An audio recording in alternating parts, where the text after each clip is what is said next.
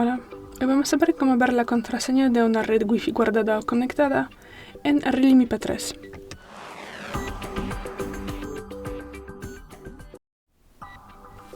Para esto pasamos a los ajustes, luego entramos en el Wi-Fi y luego abrimos la red cuya contraseña queremos ver.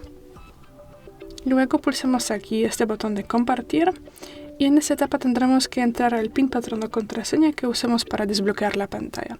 Y tras eso, aquí vamos a ver el código QR para la red y más abajo veremos la contraseña escrita. Pues bueno, yo tengo que ocultar la contraseña.